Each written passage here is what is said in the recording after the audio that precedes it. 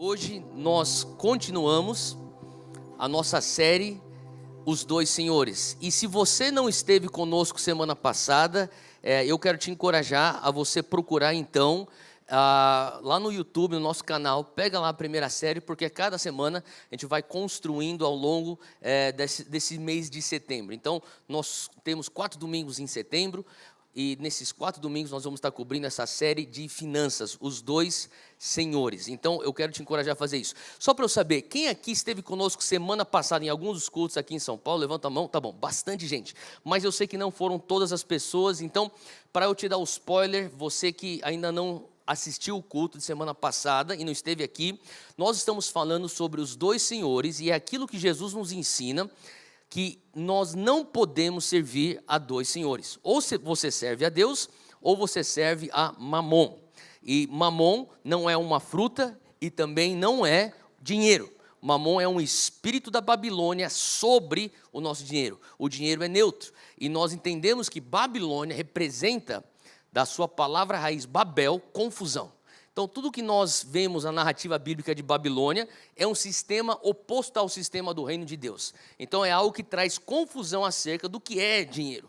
O que é que acontece com o espírito que está influenciando a economia. Mamon é esse espírito que traz confusão. E para a gente continuar a nossa série sobre os dois senhores, eu quero dizer, assim como eu disse semana passada, para as pessoas que talvez estão fazendo essa série com a gente pela primeira vez, que você não precisa ficar ansioso nem nervoso, porque eu sei que falar de dinheiro na igreja evangélica é algo um pouco controverso. Então a gente não vai fazer nenhuma oferta no final do culto, tá bom? Então você fica tranquilo. Você pode relax e abrir o teu coração, guardar tua carteira e tua bolsa. E a gente vai entrar na palavra para ver o que a Bíblia diz acerca de dinheiro. Então tem muito mais a ver com o coração do que com cifrão. E quando a gente fala sobre finanças do reino de Deus, ou finanças no reino de Deus, a gente não tem como não falar sobre mordomia. Fala comigo, mordomia. Hoje nós vamos falar sobre isso. E o título da mensagem é Somos Todos Mordomos. Você, sabendo ou não sabendo, você é um mordomo. E Deus te deu algo para você cuidar. E Deus espera algo de você quando Ele te delega a autoridade sobre aquilo que você vai ser um bom mordomo. Quando a gente fala sobre mordomia, no Novo Testamento, a palavra aí é oikonomos. O mordomo é um oikonomos, isso é no grego. Dessa palavra oikonomos, nós tiramos a palavra em português, economia. Então, oikonomos tem a ver com você fazer economia e gestão com a propriedade do outro. Então, é justamente isso que nós vamos ver, o que a Bíblia fala sobre mordomia. Porque nós estamos hoje fazendo gestão de presentes e dons que nós recebemos de Deus. Quem aqui reconhece que a tua vida não é tua, a tua vida é do Senhor Jesus? Você já entregou a tua vida para o Senhor? Então, obviamente, a nossa vida não pertence a nós mesmos, pertence ao Senhor. E quando a gente começa a entender mordomia, a gente sabe que é um princípio do reino. E se você pertence ao reino, você é um mordomo do rei. Então, nós como mordomos do rei, a gente tem que entender uma coisa. Para nós crescermos no reino, a gente precisa entender a lei da promoção do reino. E a lei da promoção do reino é bem simples. Seja fiel no pouco e sobre muito ele te colocará. Se você estiver anotando, anota essa lei. Essa lei é uma lei que você vai ver como um padrão ao longo da Bíblia. Quando você é fiel com pouco, Deus te põe sobre muito. E quando você começa a entender essa lei, você vai começar a crescer na tua mordomia. Porque quanto melhor mordomo você for, mais influência ele te dá. Agora, uma coisa interessante, quando a gente começa a ler os 4 evangelhos, é que quando Jesus fala sobre, ou melhor, quando ele ensina através de parábolas, e a maioria das parábolas de Jesus, ele está ensinando acerca do reino de Deus, ele começa normalmente com frases ou uma frase similar a essa aqui. O reino de Deus é igual reticências. O reino de Deus é igual 10 virgens. O reino de Deus é igual uma semente de mostarda. O reino de Deus é igual um pai que quis preparar bodas do seu filho. Então, quando você começa a ler as escrituras, os evangelhos, você vai ver então o reino de Deus é igual. Agora, o que significa essa frase? Nada mais do que ele querendo apontar um princípio, uma realidade no mundo espiritual e como que isso se aplica no mundo físico. E ele fala dessa maneira sobre mordomia. Então, o nosso texto hoje Se puder, abre comigo em Mateus, capítulo 25. E eu vou ler um pouquinho mais do que normalmente a gente lê. Então, vai ser um bloco aqui de versículo que a gente vai ler hoje. Mas isso aqui, ele começa dizendo, o reino de Deus é igual um homem. E daí ele começa a ensinar acerca de mordomia. Então ele está falando, no mundo espiritual é assim que funciona a dinâmica de mordomia. Então vamos ver aqui Mateus 25, versículo 14. Todo mundo achou? Mateus 25, 14. Diz assim: porque isso também é como um homem que, partindo para fora da terra, chamou os seus servos e entregou-lhes os seus bens. E a um deu 5 talentos, e a outro 2, e a outro 1, a cada um segundo a sua capacidade, e ausentou-se logo para longe. Versículo 15, sublinha essa frase, a cada um segundo a sua capacidade. É importante que a gente entenda isso, porque muitas vezes a gente tem a tendência de se comparar, que a gente falou semana passada. E quando a gente se compara, a gente pensa, Deus, como é que o Senhor é justo se o Senhor me deu 5 talentos, o Senhor está dando ou melhor, deu para o fulano 5 talentos e deu para mim só 2 talentos. A chave aqui é que ele está julgando de acordo com a nossa capacidade.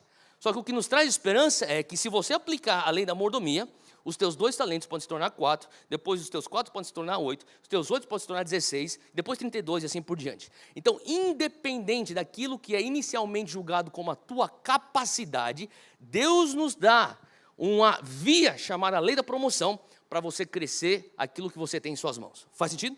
Então ele continua no versículo 16, tendo ele partido, o que recebera 5 talentos, negociou com eles e granjeou outros 5 talentos. Aqui ele fez boa mordomia, ele multiplica.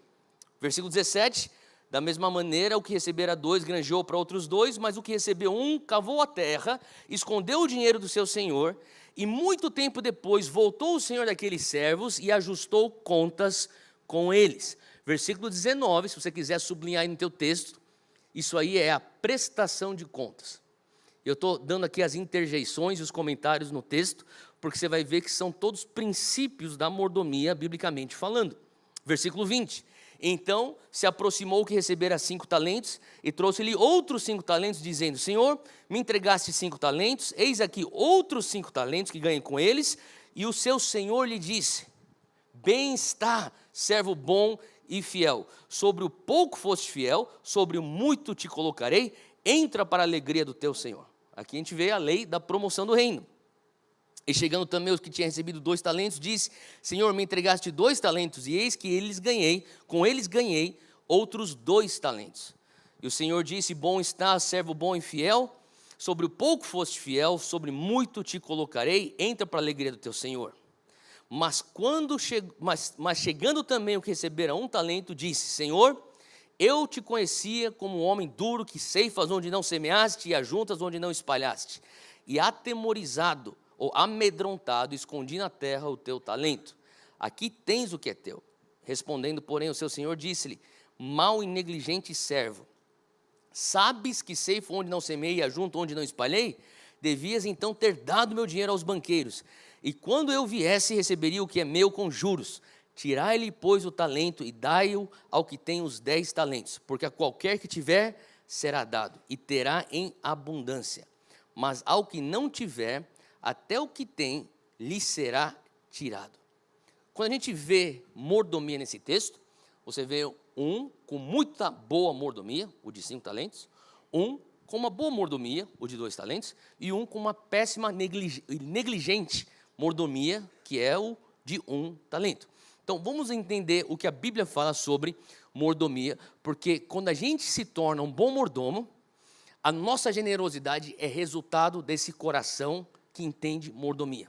Então, primeira coisa que a gente vai falar sobre mordomia, se você estiver anotando, a gente tem 4 pontos para mordomia, biblicamente falando. A primeira coisa que a gente precisa entender é o princípio de senhorio. Então, o princípio de senhorio tem a ver com o princípio de posse.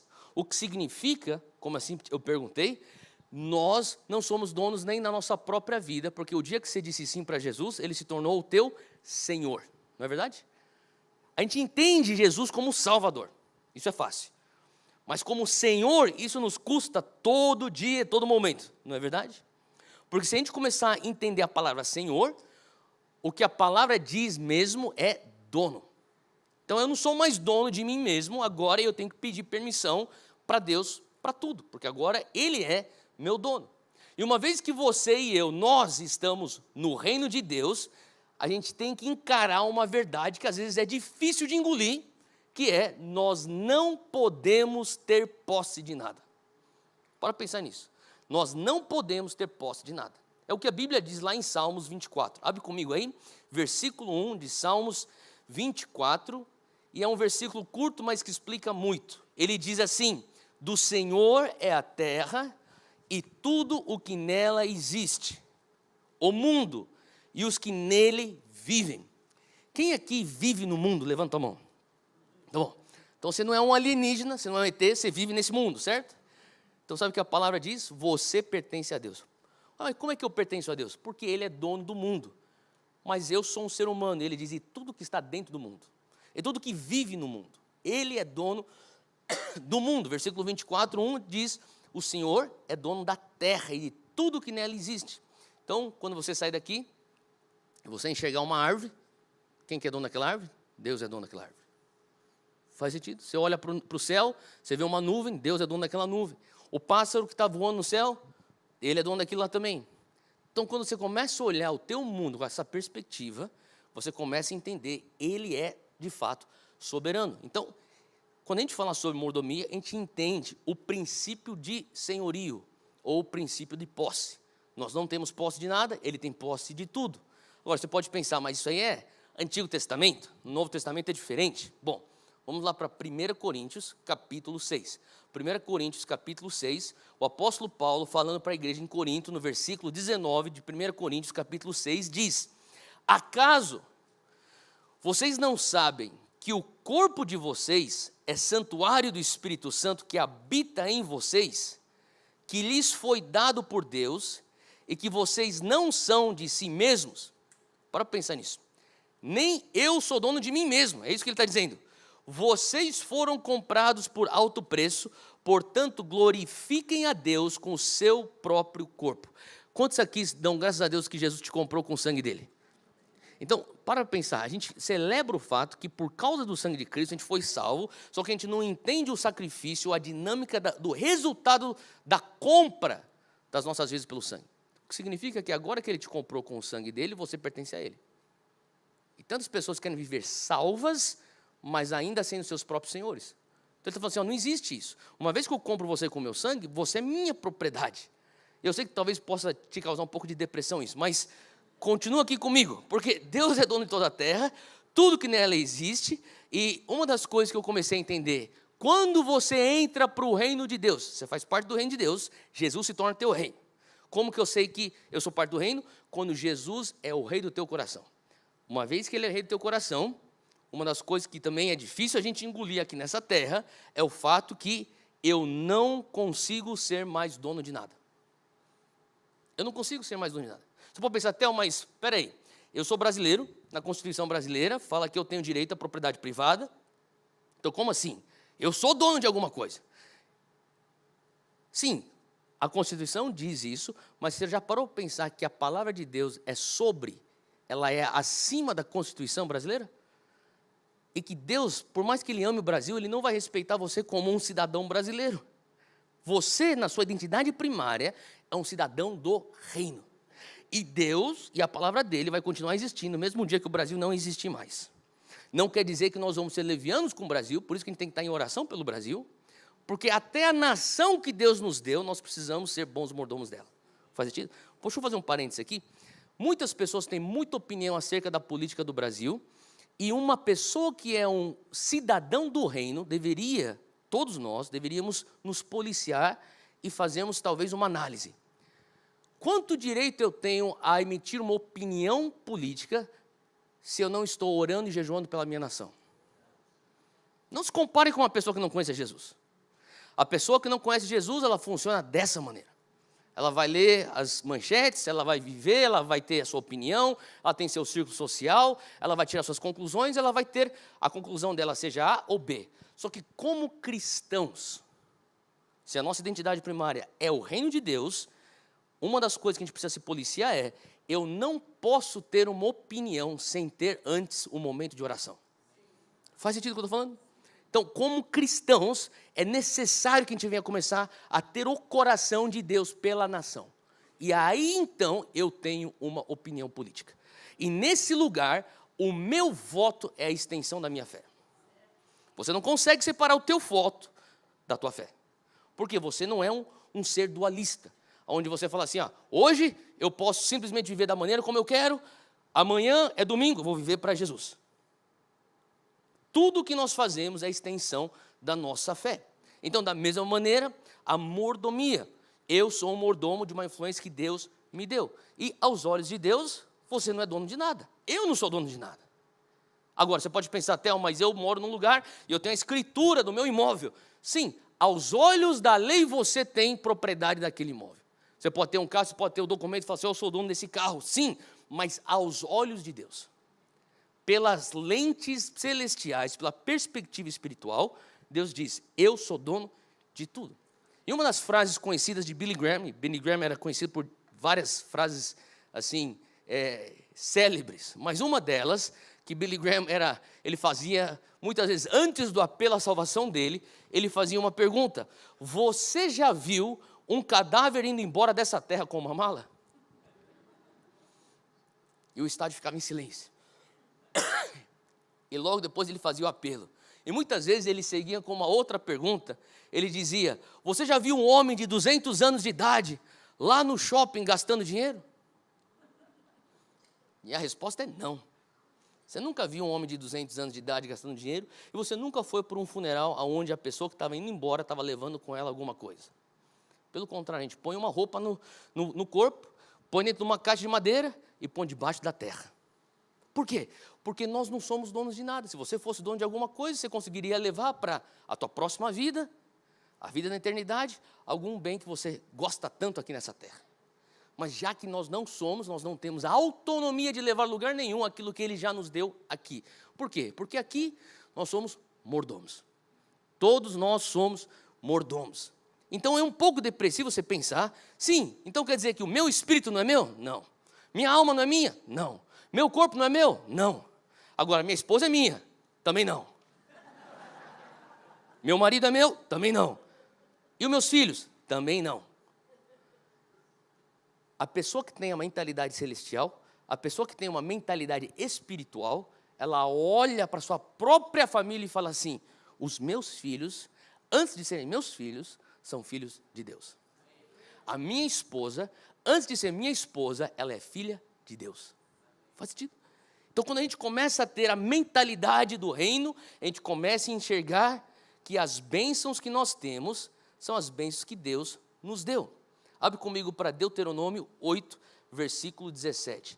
Isso aqui nos ajuda a enxergar a soberania de Deus e a nossa dependência nele de termos bênçãos. Quando o Senhor estava conversando com o seu povo, antes deles entrarem na terra prometida, você tem Deuteronômio como um livro, o último livro do Pentateuco, é como se fosse a revisão antes da prova. Ele já vem desde Gênesis, ele vem em Êxodo, ele vem em Levítico, vem em Números, ele já vem falando para o povo, essa aqui é a lei, é assim que é a tua conduta. Daí chega em Deuteronômio, ele repete tudo. Ele vem assim, isso aqui vamos fazer a revisão, porque daqui a pouco vocês estão entrando para a tua maior prova. E a tua maior prova não é na escassez, é na bênção.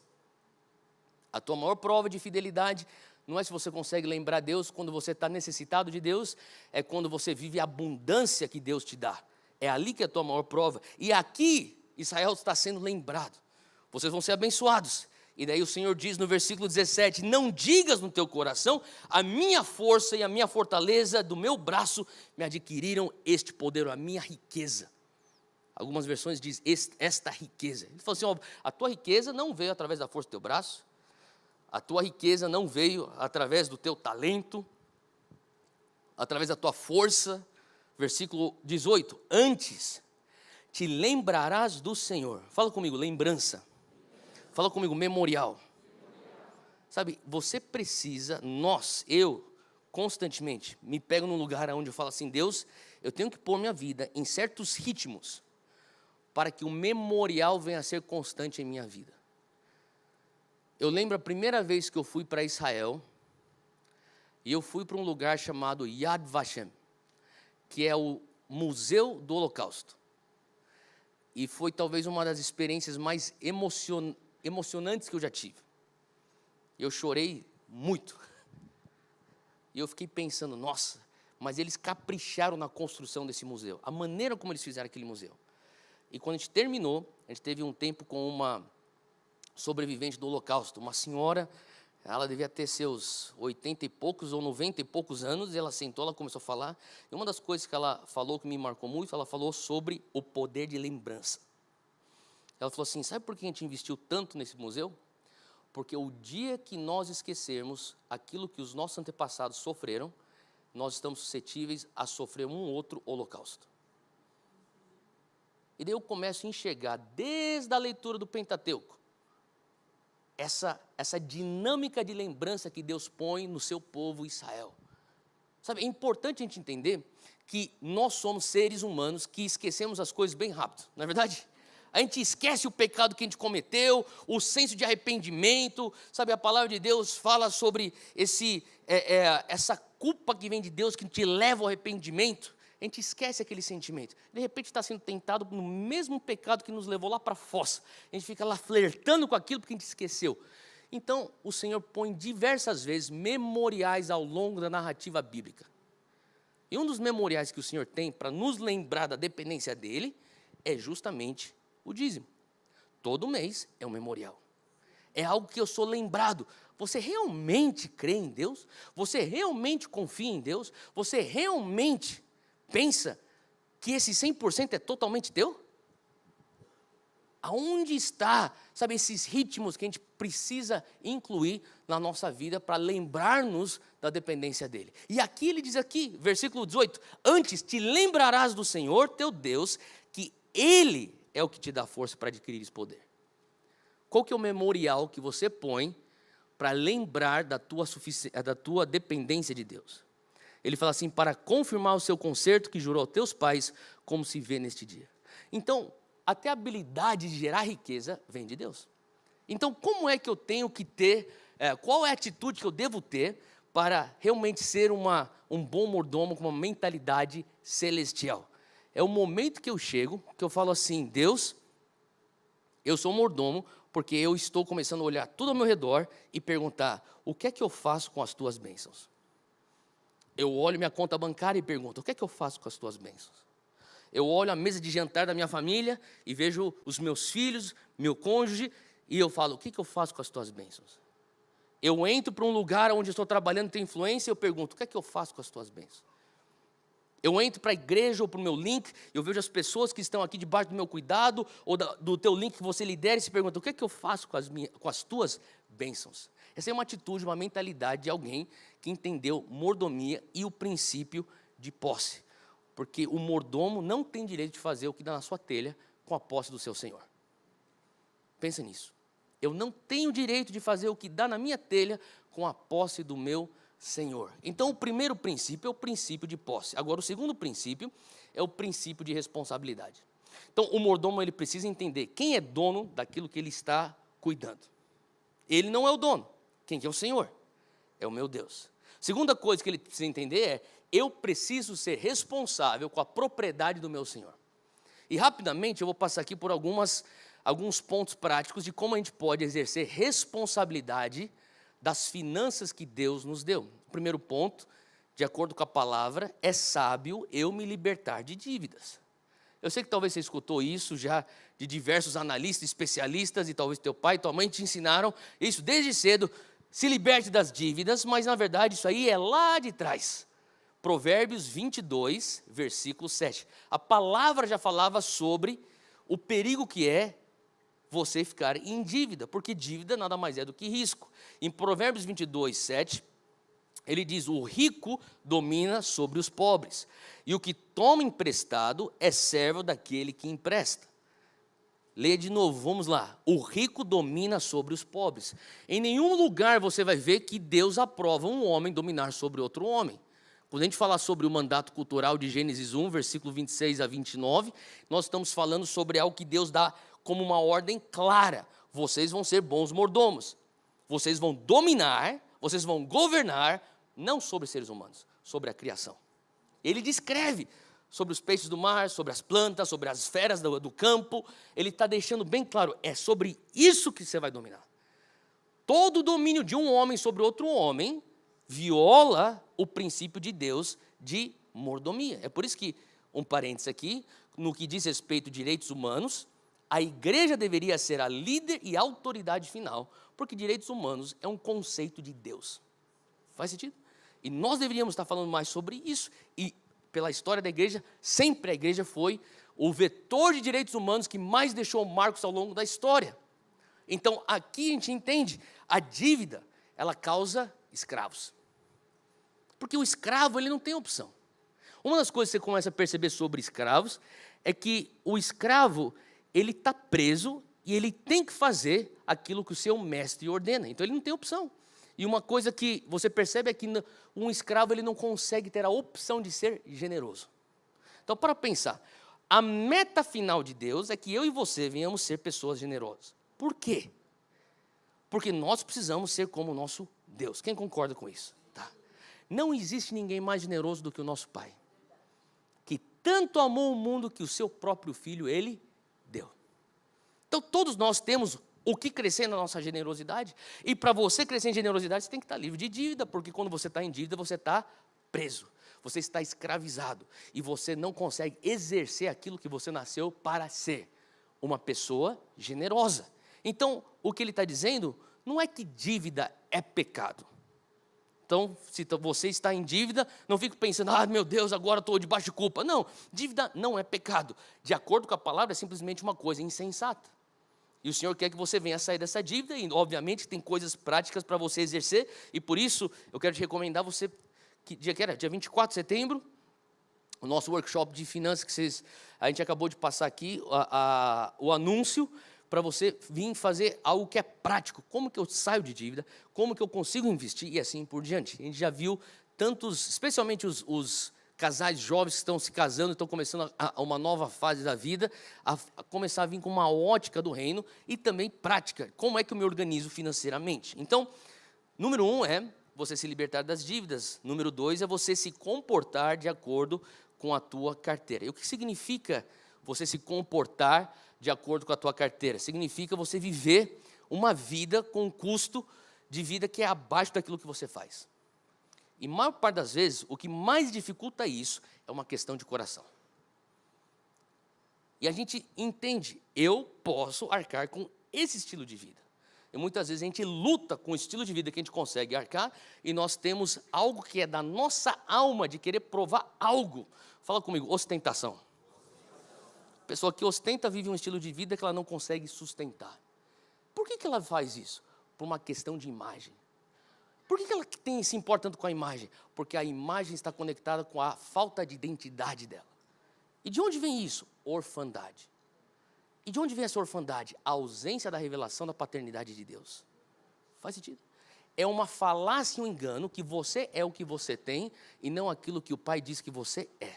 Então, quando a gente se comporta de acordo com a nossa carteira, nós estamos fazendo algo que parte do coração e da nossa identidade como filhos e filhas de Deus. Provérbios 21, versículo 20, diz assim, Provérbios 21, 20, há tesouro precioso e azeite na casa do sábio, mas o homem insensato os devora. Então, de acordo com a Bíblia, o que a gente acabou de ler, se você gastar tudo que você tem, você não é sábio. Uma pessoa que não é sábio, de acordo com a palavra, é tolo. E nós não queremos ser tolos, nós queremos crescer em sabedoria. Agora, olha só o que Paulo fala para o seu filho na fé em 1 Timóteo capítulo 6. 1 Timóteo capítulo 6. É uma frase bem curta, mas vale a pena a gente abrir, nem se for para sublinhar e você frisar isso na tua página aí da tua Bíblia. 1 Timóteo 6, versículo 6. Diz aqui, é grande fonte de lucro. Para quê? Grande fonte de lucro. Quantos aqui querem uma grande fonte de lucro? Seja sincero. Seja sincero. Se eu falar para você, olha, eu descobri uma grande fonte de lucro, você falaria, o que é? Certo? E obviamente você estaria curioso e também um pouco suspeito, porque você já viu muito golpe por aí. Então, como é? O que é isso? Me fala dessa grande fonte de lucro. Agora, eu posso te dizer que isso aqui é verdade porque está na Bíblia. Então, não é golpe. Aquilo que a palavra fala não é golpe. Ela diz assim: é grande fonte de lucro a piedade com o contentamento. Você quer lucrar? Você quer ser abençoado? Ele diz: tenha piedade com o contentamento. O que significa isso? Piedade com contentamento é a vacina contra ostentação. Quando você olha e fala assim: olha, é óbvio que eu gostaria de ter uma Lamborghini, mas se eu posso ter hoje um Jetta, tá bom. Sim ou não? É óbvio que eu gostaria de ter um Jetta, mas se eu posso ter hoje um carrinho popular, tá bom. É óbvio que eu gostaria de ter um carrinho popular, mas se eu não consigo ter e eu tenho que pegar ônibus, tá bom. É óbvio que eu gostaria de ter o dinheiro da condução, mas se eu não tenho o dinheiro da condução, eu tenho perna para andar, tá bom. Faz sentido? Isso é a grande fonte de lucro. Não é um momento, ou melhor, não é uma condição de coração onde você está olhando e falando assim: eu gostaria de ter algo que é além daquilo que eu posso. Por quê? Porque muitas vezes a grande fonte de lucro está conectada à presença ou à ausência da ansiedade. Se você tem muita ansiedade, você não vai ter essa grande fonte de lucro. Se você não tiver ansiedade, você vai acabar tendo essa grande fonte de lucro, porque a poupança, você vai começar a gastar menos, o investimento vai começar a aparecer, e você vai começar a ter para ser generoso. É que nem, acho que foi 2, 3 dias atrás, alguém falou para mim: você viu que saiu já o iPhone 14? Nem sei se era o 14, sei lá. Daí ele olhou e falou assim: é a mesma coisa do 13. Só que todo mundo está correndo pelo 14. E se você tem aí, seja qual for o iPhone, não precisa ter medo, não precisa esconder no teu bolso. Mas o que eu estou falando é que com o iPhone você começa a ver as pessoas. Saiu o novo, todo mundo sai correndo atrás do novo. O outro. E mal saiu o 14, vai sair o 15. E depois do 15 vai ter o 16. Depois vai ter o 17. Esse negócio não tem fim. E eu não sou contra você ter o iPhone 23. Quando ele chegar. Mas a questão é: você precisa ter ele por ansiedade e ostentação, ou porque realmente você tem condição e é uma coisa que te serve com utilidade? Faz sentido? A grande fonte de lucro é contentamento. E quando a gente consegue silenciar essa febre do me dá, a gente começa a ver então as coisas acontecerem de uma maneira sustentável nas nossas finanças. Número 3, entre no orçamento. Então, maioria dos cristãos, vou quebrar essa mentira, não vou dizer a maioria. Muitos cristãos tomam decisões erradas financeiras e depois clamam a Deus para consertar, não é verdade? Deus, me tira dessa. Deus fala assim: cara, eu quero, mas você tem que se ajudar. Então Deus fala assim: me ajuda a te ajudar. Se você fizer o natural, eu venho com o sobrenatural. Se você fizer a tua parte, eu faço a minha parte. Faz sentido? Então você não pode pensar: porque eu sou cristão e Deus é um Deus de milagres. Você vai sair torrando dinheiro, passando o cartão, e ele vai fazer um milagre no final do mês, quando a fatura chegar. Não funciona desse jeito. Então a gente tem que entrar no orçamento. E o que significa isso é ser fiel no pouco e você vai ser confiado com muito. É uma coisa bem simples, mas que a gente tem tanta dificuldade de pôr em prática. Sabe, o Senhor está querendo nos abençoar, mas muitas vezes o Senhor está esperando nós estarmos em condições de ser abençoados. Já parou para pensar nisso? Às vezes quando eu converso com certas pessoas que estão fazendo tudo o que tem que fazer. Theo, eu sei, eu estou mudando, me libertei das dívidas, estou sendo responsável, sou fiel nos meus dízimos, nas minhas ofertas, eu estou no meu orçamento, já tratei essa falta de identidade do meu coração, não sou mais aquela pessoa que fica tentando ostentar, mas parece que Deus não abre essa porta ainda. Eu falo: então, veja o teu coração, porque é da vontade de Deus Ele te abençoar. Mas sabe do que Ele tem mais do que vontade de te abençoar? Ele tem vontade de ter você. E quando Ele começa a ver: se eu for te abençoar e eu vou te perder, eu vou reter então a bênção para te ter. E tem tudo a ver com: ou você tem as coisas, ou as coisas te têm, independente de cifrão. Porque é uma questão de coração. Então, muitas vezes, as bênçãos materiais não estão vindo, eu não estou falando que é sempre isso, mas eu estou falando muitas vezes, e você faz a tua análise e sonda o teu coração perante o Espírito Santo, porque às vezes o coração que recebe a bênção se afasta do abençoador. Então, Deus, eu quero estar pronto para a tua bênção. Como que eu vou estar pronto para a bênção dele? Quando as coisas não me têm e eu tenho as coisas. E daí Deus olha e fala assim: se eu te der essa bênção não vai te distanciar de mim. Quando eu te dou essa bênção, você vai ser um bom mordomo dessa bênção. Você não vai perder de vista o meu senhorio na tua vida, e você não vai perder de vista a tua responsabilidade quanto à bênção. Lucas capítulo 14. Abre aqui comigo rapidinho, diz assim, versículo 28 de Lucas 14.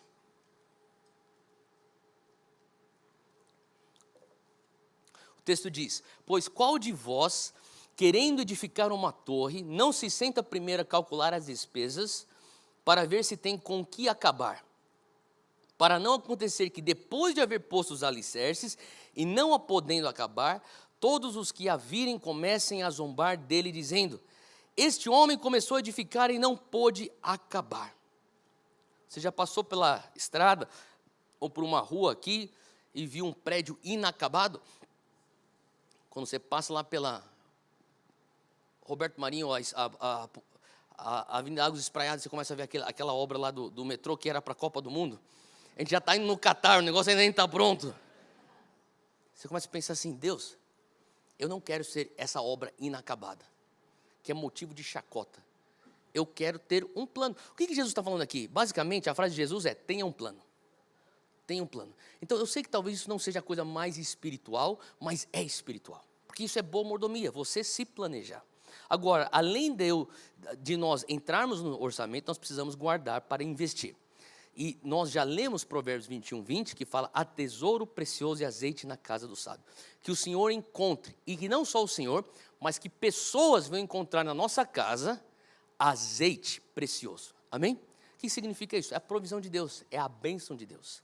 Sabe, muitas vezes, o sinal da bênção de Deus na tua vida é algo que as pessoas olham para você, elas não conseguem decifrar. Você já foi tão abençoado, Deus já te abençoou de uma maneira que as pessoas falam assim: mas como é que você tem isso? Mas como é que as coisas caem no teu colo? Alguém já perguntou isso para você? Como é que sempre para você a porta abre assim e você fala assim: isso aqui é o azeite. Talvez a pessoa não vai entender nada do que você está falando, mas você sabe o que eu estou falando. O que quer dizer isso? É a unção de Deus. É a bênção de Deus. E talvez você fale assim: Theo, mas eu não tenho as oportunidades que os meus vizinhos têm, ou que os meus cunhados têm. Mas sabe o que você pode fazer? É orar sobre a tua família, sobre as tuas economias, sobre os teus filhos, a bênção de Deus. O que é a bênção de Deus? É aquele quem a mais. É aquele olhar da pessoa que toma a decisão, olhar 50 pessoas, mas ela bate o olho no teu filho e fala assim: é para você a bolsa. Isso aí é o quê? É o azeite. Faz sentido? É a bênção de Deus. Então, nós precisamos guardar para ter azeite para abençoar, o que significa que nós temos que guardar para emergências e também para investir. E, finalmente, dar. Aquilo que a gente precisa fazer com o nosso dinheiro, dar. Nós precisamos ser generosos. O objetivo final de boa mordomia é você ter suficiente para dar. Por quê? Porque a gente não vai levar nada desse lugar. A gente não vai sair com uma mala desse mundo. Então, como que você começa? Começa já com o dízimo. Quando você começa devolvendo a Deus, ou dando a Deus, os seus 10%, os outros 90% descansam a bênção do Senhor. E sempre vai ser um memorial, a lembrança. Mais uma vez, setembro chegou. Theo, vamos te lembrar que você é totalmente dependente de Deus. É verdade. E será que você depende ainda da bênção dele? Sim. Então devolve a ele os 10% e vamos ver se você ainda lembra que 90% com a bênção de Deus vai mais longe do que 100% sem a bênção de Deus. Tem um homem chamado William Colgate. É esse cara aqui. E talvez você já viu o nome dele na tua pasta de dente. Eu lembro quando eu era pequeno, eu ia escovar dente e às vezes minha mãe me lembrava: você vai escovar dente, né? Olha lá na tua pasta de dente, está escrito Colgate. A gente fala Colgate em português. Em inglês é Colgate, o nome dele. Fala assim: esse aí era um homem de Deus. Quem que ele era? Quem era William Colgate? Ele era um empresário cristão, temente a Deus. Agora, a história de William Colgate, talvez você não saiba, mas William Colgate, ele é britânico. E ele tinha um pai que era um apoiador da independência americana da coroa britânica. E daí ele foi perseguido. E no meio da noite, foram avisados e tiveram que fugir da Inglaterra. E eles saíram num navio e eles chegaram então aos Estados Unidos. William Colgate tinha 15 anos quando ele imigrou aos Estados Unidos. Ele chegou no estado de Maryland, perto de Washington, D.C., e eles foram para uma região rural. E o que eles faziam antes da Inglaterra, eles eram fazendeiros, eles começaram então a construir uma fazenda também e tirar o seu sustento da terra. Então ele chegou com 15 anos, começou na fazenda do pai dele ajudar, a servir, e aos 19 anos ele chega aos pais e fala assim: acho que meu tempo chegou aqui, eu quero ir para a cidade grande, que era Nova York. Eu vou para Nova York e eu quero tentar a vida lá. Eu acho que tem coisas, eu tenho sonhos e eu quero seguir meu próprio destino. E ele estava falando isso e a mãe falou assim, tudo bem, você vai. O pai abençoou ele para ir. E a mãe falou assim, antes eu quero ter uma palavrinha com você. E ele conta isso na sua biografia. Depois eu encorajo você a procurar a biografia de William Colgate. E ele fala que a mãe dele trouxe 3 conselhos a ele. Primeiro conselho, ele aos 19 anos indo para Nova York para trabalhar. Ela falou assim, primeiro conselho, você se esforce mais do que qualquer pessoa ao teu redor. Você seja a pessoa mais esforçada. Número 1, dê duro, trabalhe bastante. Número 2, seja honesto, sempre, radicalmente honesto. Honesto com seus clientes, com seus colegas, com seu chefe, honesto com todo mundo, seja radicalmente honesto. E número 3, ela pegou a Bíblia e abriu com ele Gênesis 28, versículo 30 a 32. Que é o momento onde Jacó faz um voto com Deus, e ela fala, você faça o voto de Jacó. E por o resto da vida de William Colgate, ele se referia ao voto de Jacó. Era o texto de Gênesis 28. Agora, o que acontece em Gênesis 28? Jacó, ele acorda do seu sonho, você lembra da escada de Jacó? E ele percebe que aquele lugar era o lugar de Deus, ele dá um nome para o lugar de Betel, e ele fala assim, Deus, eu estou seguindo uma jornada, se o Senhor me abençoar nessa jornada, prover para mim, me proteger minha família, eu te darei 10% de tudo aquilo que é minha fazenda. E ele fala assim, eu vou fazer esse voto. E ele sai então para Nova York. E quando ele estava trabalhando em Nova York, ele tinha que pegar o que a gente chama de ferry boat, né? O ferry boat, que era tipo como se fosse uma balsa. E nessa balsa tinha um dos capitães dessa balsa, que era um homem cristão, que todo dia que via ele nessa balsa, ele sentava lá e começava a falar da Bíblia com William Colgate, um jovem de 19, 20 anos de idade. E ele começou a encorajar ele, nunca deixe de honrar a Deus com seus dízimos. Então William Colgate começou, chegando em Nova York, uma empresa de sabonete. E quando ele começou a empresa de sabonete dele, começou a crescer, e daí ele tinha um sócio, o sócio acabou falecendo, ele acabou pegando a parte do sócio, a empresa continuou crescendo, aos 26 anos de idade, ele casou, e ele começou a ter filhos, ele teve 11 filhos, um time de futebol. E na biografia dele, ele orgulhosamente diz, e todos os meus filhos tiveram nomes bíblicos. A gente pôs nomes bíblicos para os meus filhos. Ele falou, 11 filhos. Ele falou assim, e lá em casa, eles tinham um padrão, uma frequência de cultos domésticos, todos tinham que servir em casa, e todos iam para a escola dominical aos domingos, e na igreja, William Colgate era conhecido como o diácono Colgate. Então ele servia na igreja, ele sempre serviu na igreja, e ele foi sempre uma pessoa muito generosa. Agora, uma coisa interessante é que à medida que ele ia sendo generoso, Deus ia abençoando as suas empresas. E ele foi crescendo, ele começou com 10%, e daí ele começou a ver a bênção de Deus. Daí ele falou assim, eu vou aumentar agora, eu vou para 20%. Ele começou então, devolvendo para Deus 20%, vivendo com 80%, Deus continuava a abençoar, e Colgate começava a crescer ainda mais as empresas. Daí ele falou, eu vou com 30%. Daí ele começou a ver esse padrão, ele foi para 40%. Daí ele foi com esse padrão, ele foi para 50%. Quando ele morre, e as pessoas falam que William Colgate, ele vivia com 10% e doava 90%. Mas isso é uma mentira, porque na verdade ele vivia com 3% e doava 97%. Ele começou com 10% e terminou sua vida com 97%. Essa é a história da generosidade de William Colgate e ele aplicando o princípio do dízimo na sua vida. Ele era obviamente responsável por tudo aquilo que Deus deu para ele. Agora, o terceiro ponto da mordomia é prestação de contas, algo que ele não vai ter nenhum problema diante de Deus. E eu fico questionando a mim. Eu quero estar certo que quando eu for prestar contas, eu vou estar com consciência limpa que nem o William Colgate. Então, quando a gente fala sobre prestação de contas, nós estamos falando de Romanos capítulo 14. Abre comigo aí, Romanos capítulo 14, versículo 12. Diz assim, assim, cada um de nós prestará contas de si mesmo a Deus. Fala aqui comigo, eu vou prestar a Deus contas acerca de mim mesmo. Para pensar nisso. Agora, Theo, tudo bem, eu entendi, vou prestar contas para Deus, mas o que de fato eu vou prestar contas? Então, de uma maneira prática, 4 áreas que nós vamos prestar contas. Do nosso tempo, do nosso talento, do nosso tesouro e dos nossos relacionamentos. Você já parou para pensar que você tem um tempo determinado por Deus de você viver aqui nessa terra? Para pensar nisso. E você vai prestar contas dos teus 78 anos nessa terra. E ele vai falar para você um dia, eu te dei 78 anos, o que você fez com 78 anos? Ou eu te dei 40 anos, o que você fez com 40 anos? Ou, como Rainha Elizabeth, eu te dei 96 anos. O que você fez? E ela fez bastante com 96 anos. Então eu não sei quantos anos você tem e quantos anos você vai ter, mas a verdade é que você, em nome de Jesus, não sai um dia antes, nem um dia depois daquilo que Ele determinou para a tua vida. Amém? Mas quando você chegar lá, você vai ter que prestar contas desses dias.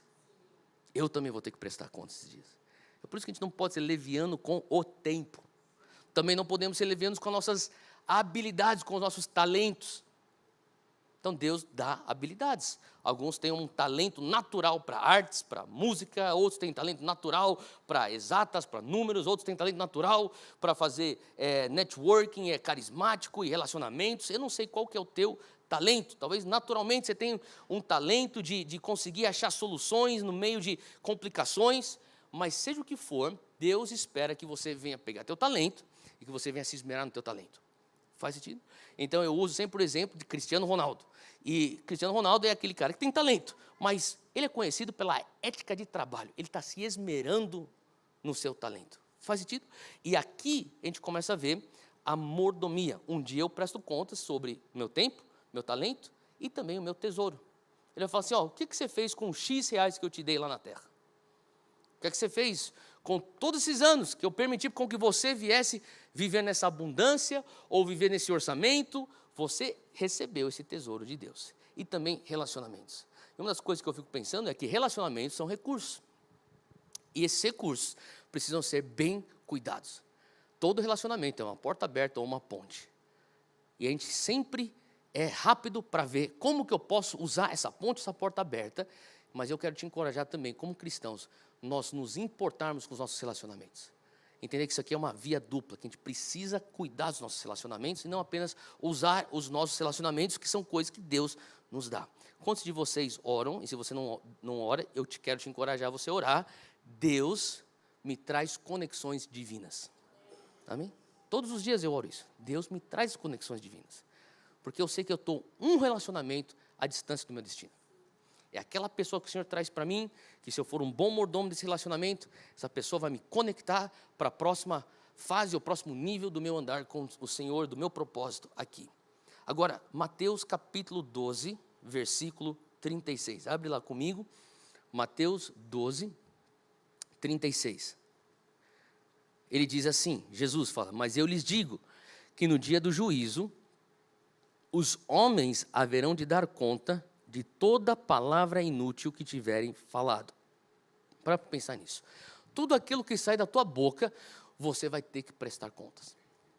As coisas boas, as coisas inúteis. Ele diz aqui, no dia do juízo, os homens haverão de dar conta de toda palavra inútil que tiverem falado. E por isso também, é importante que a gente entenda, lá no jardim, Gênesis 1, que Deus também nos deu um mundo, uma criação para cuidar. E assim como eu falei sobre direitos humanos, a igreja deveria ser a autoridade e a líder no quesito de meio ambiente. Nós temos que cuidar do meio ambiente. Faz sentido? O meio ambiente existe para o ser humano e não o oposto, mas mesmo assim nós temos que cuidar daquilo que Deus nos deu. Então, nós um dia vamos ter que prestar contas da criação que Ele nos deu, nós vamos ter que prestar contas dos relacionamentos que Ele nos deu, nós vamos ter que prestar contas sobre a família que Deus nos deu, nós vamos ter que prestar contas acerca do país que Ele nos deu, nós vamos ter que prestar contas até sobre as palavras que nós falamos. É isso que a palavra diz. Então nós temos que dominar e administrar de acordo com o quê? Duas coisas. Quando eu for prestar contas, eu tenho que ter isso aqui em mente. Eu tenho que administrar de acordo com duas coisas. Os princípios e a vontade do Senhor. Eu posso ter uma ideia do que é boa mordomia. Como que eu sei? E como que Ele vai pedir prestação de contas? De acordo com os princípios e a vontade do meu Senhor. É por isso que todo cristão deveria estar comendo Bíblia constantemente. Porque você pode pensar, eu estou sendo um bom mordomo. De acordo com o quê? Com o que a mídia fala? De acordo com o quê? Que a tua tradição fala? Que a tua cultura fala? Teu avô fala? Tua avó falou para você? Não. A tua prestação de contas, o que determina se ela é boa ou ruim, é se você administrou de acordo com os princípios e a vontade do Criador. Como que eu sei os princípios e a vontade do Criador? Bíblia. Bíblia. Eu preciso ter cosmovisão bíblica. Eu estava ontem em Quito, Equador, e ontem estava ministrando lá, e na sessão que eu estava ministrando para Zion, Quito, o Matt Gilman, que é um líder de louvor bem conhecido nos Estados Unidos, ele estava liderando louvor. E depois que a gente terminou o culto, a gente saiu para jantar, a gente estava comendo, e eu estava conversando com o Matt Gilman, e ele falou assim para mim: Theo, sabe uma coisa que me preocupa bastante? Eu falei: o que foi? Eles fizeram uma pesquisa, e na juventude evangélica americana, 80% da juventude evangélica, pense nisso, 80% da juventude evangélica, a única exposição que eles têm com as escrituras são as canções que eles cantam uma vez por semana no culto. Bora pensar. A única exposição que eles têm para a escritura, de 80% de toda a juventude evangélica nos Estados Unidos, 80% deles, a única exposição que eles têm são as canções que eles cantam no culto. Daí ele falou para mim assim: e se eu te dissesse que tantas canções que hoje são os hits de louvor e adoração, não tem nem Bíblia dentro delas? Ele falou assim: eu estou num encargo, eu preciso compor canções com Bíblia, purinha, por Bíblia. Porque se isso é a única exposição que eles vão ter para as Escrituras, que eles cantem os versículos e cantem as Escrituras, para que eles venham ter uma cosmovisão bíblica para entender o que é que Deus espera de mim. Faz sentido? Então, Deus espera que nós um dia venhamos prestar contas. E, finalmente, o princípio da recompensa. Deus é um Deus justo, por isso Ele recompensa, por isso Ele promove. Se você for fiel com pouco, sobre muito eu te colocarei. Colossenses 3, versículo 23. Olha só o que Paulo diz em Colossenses 3, 23. O Senhor diz: e tudo quanto fizerdes, fazei-o de todo o coração como ao Senhor e não aos homens. Vamos ler isso aqui de novo? Tudo quanto fizerdes, fazei-o de todo o coração como ao Senhor e não aos homens. O que significa tudo no grego original? Tudo. No grego original significa tudo. Tá bom, beleza. Então ele está falando assim, fazei-o de todo o coração como ao Senhor e não aos homens. Então eu sei que talvez a frustração é: pai, o meu chefe não reconhece o que eu estou fazendo. Pai, esse professor está pegando no meu pé e não está dando a nota que eu mereço. Pai, esse cliente não está enxergando, ele não vai querer fechar esse negócio. E assim por diante. Só que quando você tem a mentalidade do tudo, você entende, alguns seres humanos vão reconhecer, outros não. Alguns seres humanos vão ser justos, outros não. Porém, para mim, o que me sossega é que tudo que eu faço é para o Senhor e é dele que vem a recompensa. Olha só o próximo versículo: sabendo que recebereis do Senhor o galardão da herança, porque a Cristo o Senhor o servis. Sim, eu sei que você tem um empregador, talvez você tenha, ou talvez você seja um empregador, e talvez você esteja olhando para um homem, e talvez você trabalhe para o Estado, e está olhando para uma instituição, mas no mundo espiritual você está trabalhando para Deus. Faz sentido? E é por isso que cada vez mais é importante que nós venhamos tirar uma mentalidade dualista da nossa mente. Onde a gente pensa, isso aqui é sagrado, isso aqui é secular. Então, segunda-feira eu vou acordar e eu vou viver minha vida secularmente. Não, quando você for para o teu trabalho, amanhã de manhã, você está adorando a Deus. E quando você entra aqui no momento de local de adoração, você tem uma postura, não é verdade? Que a gente leve essa mesma postura para o lugar de trabalho, para dentro das nossas famílias, para onde nós vivemos, para a academia onde você treina, para o churrasco com os seus amigos. E para a tua vida social, você leva essa postura de adoração, porque tudo que nós fazemos, a gente faz de todo o coração como a Deus e não aos homens. Salmos 27, 13, é o último versículo que a gente vai ler hoje. Salmos 27, versículo 13. Versículo bem curto, mas que eu gosto muito desse versículo, porque me traz muita esperança. Olha só o que ele diz: apesar disso. O que seria esse apesar disso? São as tribulações que ele está passando. E todos nós temos provas, todos nós temos dificuldades, todos nós temos tribulações. O salmista diz, apesar disso, ele diz, esta certeza eu tenho. Será que você tem convicção no teu coração? Eu não sei você, mas eu vejo no meu coração, eu preciso aumentar a convicção. Eu preciso aumentar a segurança, a certeza. Qual certeza? que eu viverei até ver a bondade do Senhor na terra dos viventes. O que significa isso? Que tem certas coisas que você está semeando nesse mundo agora, que você vai colher só na eternidade. Mas também tem certas coisas que você está semeando nesse mundo aqui, que você vai colher aqui, na terra dos viventes. Agora, eu não sei o que é que você colhe aqui e o que é que você colhe lá. E aí entra a soberania de Deus. Aí entra eu descansar, que Deus, o Senhor sabe, eu vou continuar semeando, eu vou continuar sendo um fiel e bom mordomo, fiel com o pouco que eu tenho, vou continuar semeando. E talvez eu venha colher na terra dos viventes, talvez eu venha colher na eternidade. Mas uma coisa eu sei, alguma coisa eu vou colher aqui, alguma coisa eu vou ver a tua bondade na terra dos viventes. Então por que isso é importante?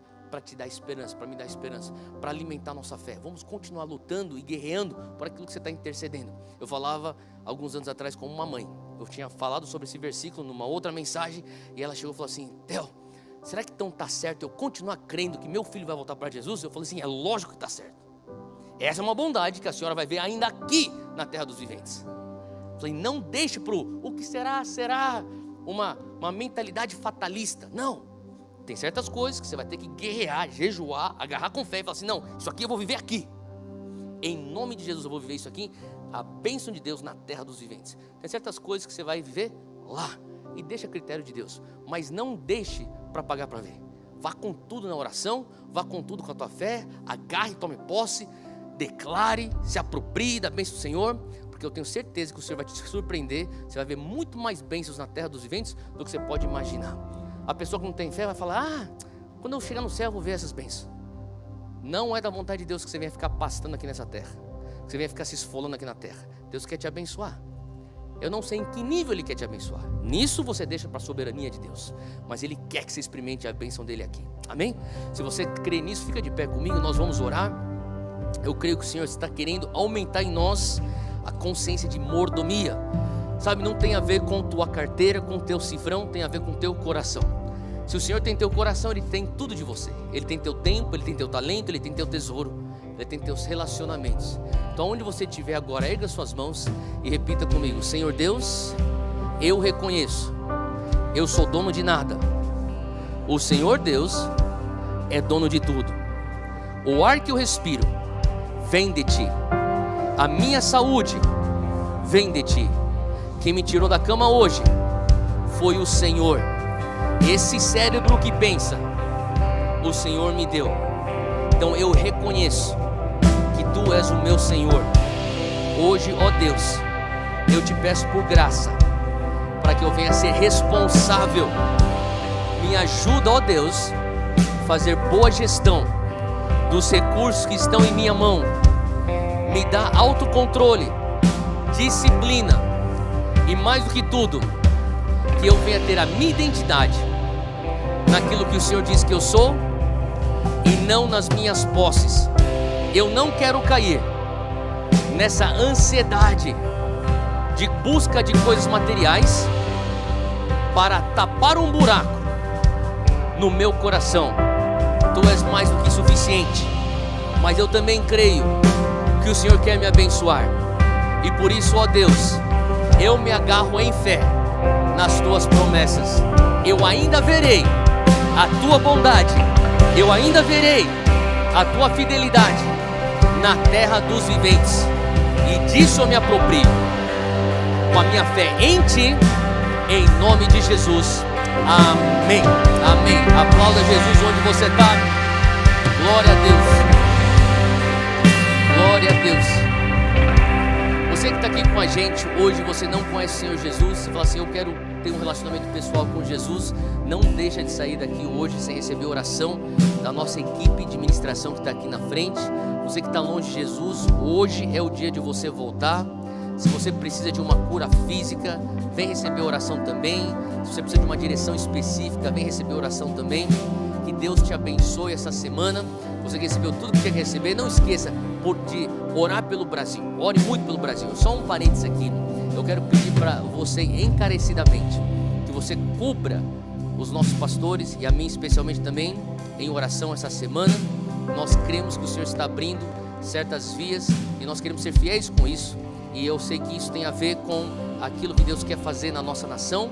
É uma pequena parcela do que aquilo que a gente pode fazer para servir o Brasil. Eu quero pedir agora que a gente está clamando oração pela nossa igreja, pelos nossos pastores e pelo Brasil, que o reino de Deus venha. A nossa esperança não está em homens, nossa esperança está em Deus. E nós fazemos a nossa parte de voltar pelos valores bíblicos. Que Deus te abençoe. Até semana que vem.